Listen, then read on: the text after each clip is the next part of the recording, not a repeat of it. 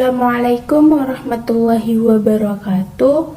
Perkenalkan, nama saya Yasmin, kelas 4A, jurusan Ilmu Perpustakaan.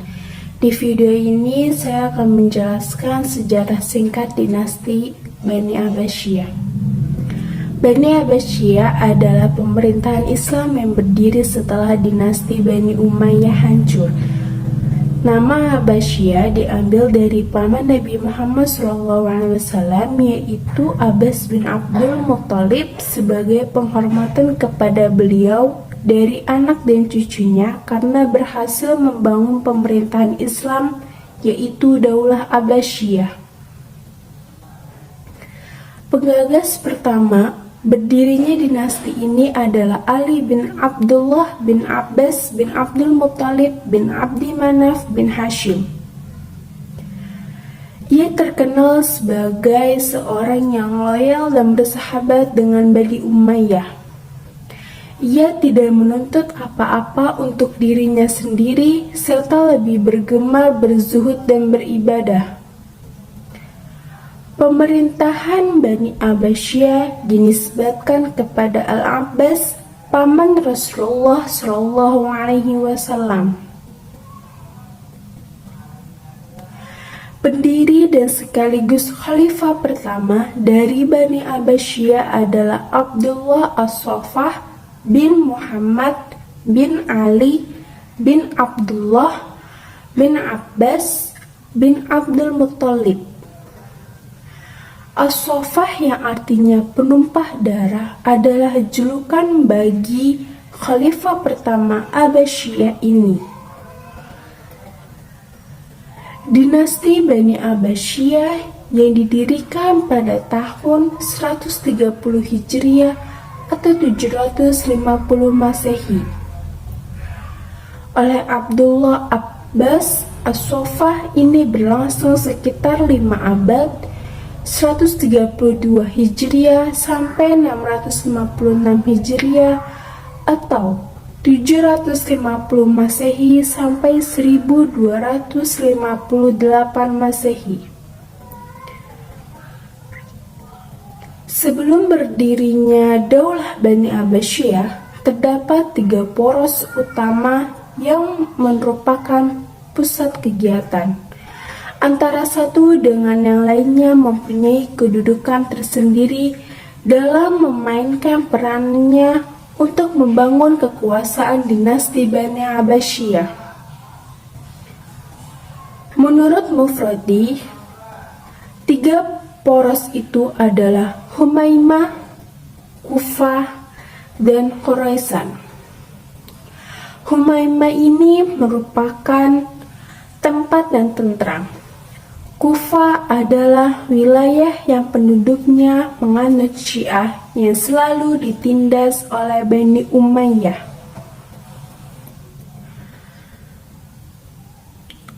Khurasan merupakan wilayah yang penduduknya tidak mudah terpengaruh oleh kepercayaan yang menyimpang dalam perkembangannya Daulah Abbasiyah.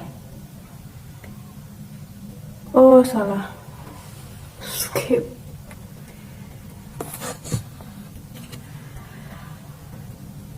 Menurut Mufradi, 3 poros itu adalah Humaimah, Kufah, dan Khurasan.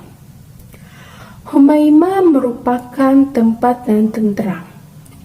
Kufah adalah wilayah yang penduduknya menganut Syiah yang selalu ditindas oleh Bani Umayyah.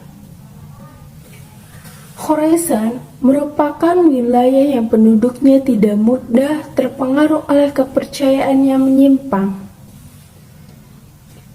Dalam perkembangannya, Daulah Abbasiyah dibagi menjadi 5 periode, yakni periode pertama 750 Masehi sampai 847 Masehi, yang para khalifah Abbasiyah berkuasa penuh. Periode kedua yaitu 847 Masehi sampai 945 Masehi disebut periode pengaruh Turki. Periode ketiga 145 Masehi sampai 1055 Masehi. Pada masa inilah Daulah Abbasiyah di bawah kekuasaan Bani Buwayhi. Periode keempat, 1055 Masehi sampai 1194 Masehi. Dalam periode ini ditandai dengan kekuasaan Bani Saljuk atas Daulah Abbasiyah. Periode kelima, 1194 Masehi sampai 1258 Masehi. Periode ini Khalifah Abbasiyah tidak lagi berada di bawah kekuasaan dinasti tertentu. Mereka merdeka berkuasa, akan tetapi hanya di Baghdad dan sekitarnya.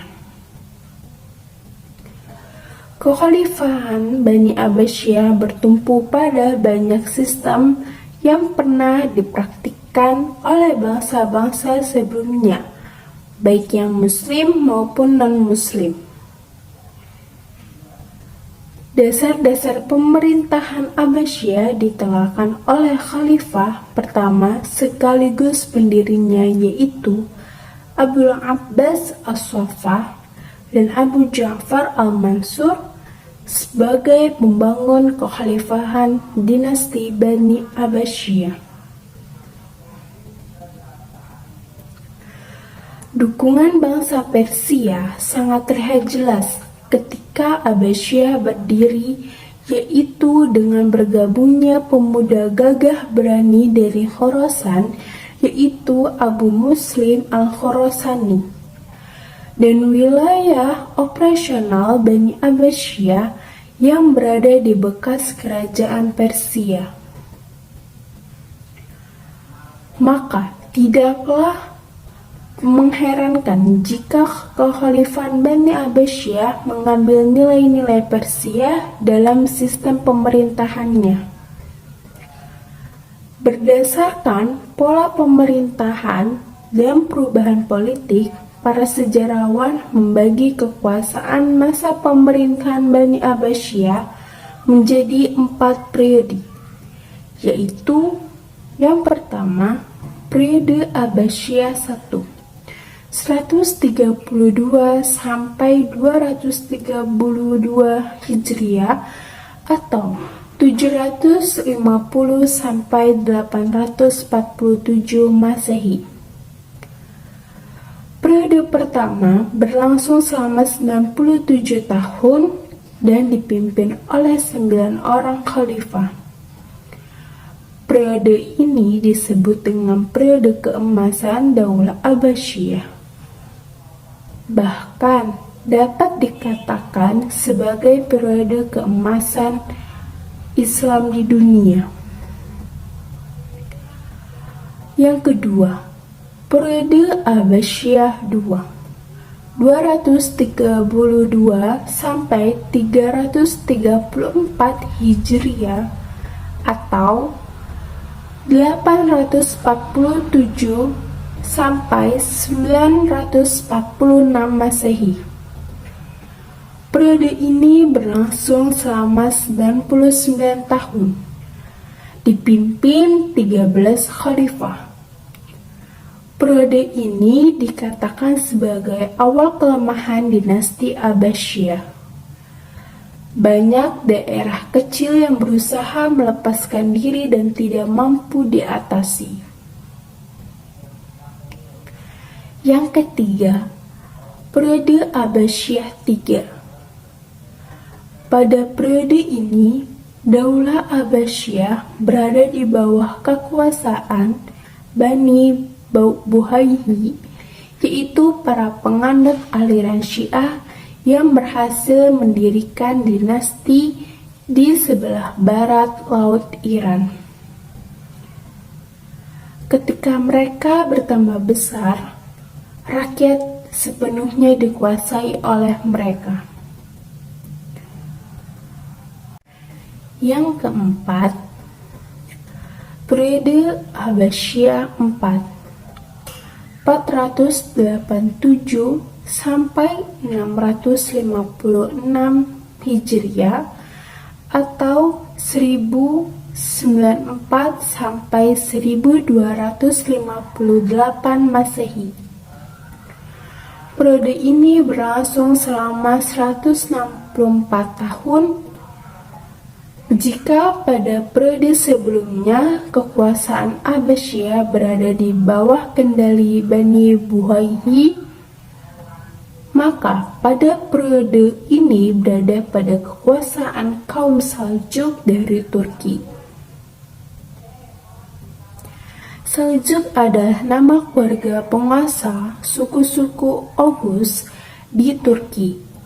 Namun, Saljuk adalah nama suku yang diambil sebagai penghormatan nenek moyang. Mereka bernama Saljuk bin Yakub. Masa kemajuan Abbasiyah ini adalah keemasan atau masa kejayaan umat Islam sebagai pusat dunia dalam berbagai aspek peradaban.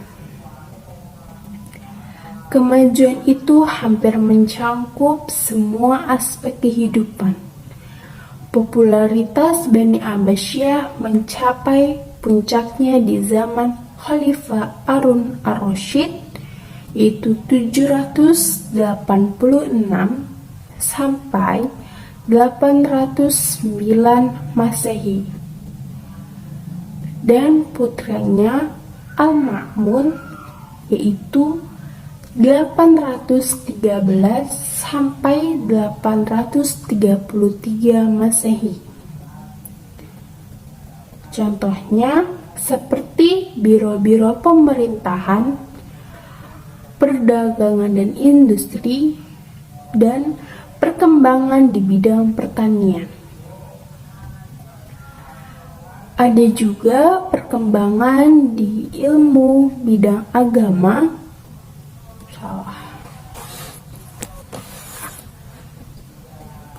Contohnya seperti biro-biro pemerintahan, perdagangan dan industri, dan perkembangan di bidang pertanian. Ada juga perkembangan ilmu bidang agama seperti ilmu tafsir, ilmu hadis, ilmu tasawuf, ilmu kalam, ilmu bahasa, dan ilmu fikih. Dan dalam perkembangan ilmu bidang umum seperti ilmu filsafat, ilmu kedokteran, ilmu fisika dan matematika, ilmu sejarah dan geografi. Dinasti Abbasiyah juga pernah mengalami kemunduran karena ada dua faktor. Faktor yang pertama yaitu faktor internal, yaitu kemewahan hidup di kalangan penguasa, perebutan kekuasaan antara keluarga Bani Abbasiyah, dan konflik keagamaan. Faktor kedua yaitu faktor eksternal, yaitu banyaknya pemberontakan, dominasi bangsa Turki, dan dominasi bangsa Persia. Dan tidak hanya mengalami kemunduran saja, dinasti Abbasiyah juga mengalami kehancuran disebabkan dua faktor. Faktor yang pertama, faktor internal. Karena hilangnya sifat amanah dalam segala perjanjian yang dibuat, tidak percaya pada kekuatan sendiri, dan fanatik madhab, persaingan dan perebutan tiada henti antara Abbasiyah dan Alawiyah. Faktor yang kedua yaitu faktor eksternal.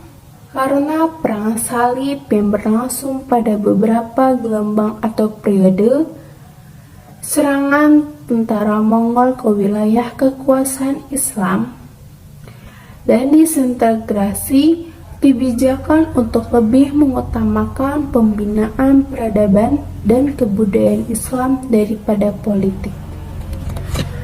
Sekian dan terima kasih. Wassalamualaikum warahmatullahi wabarakatuh.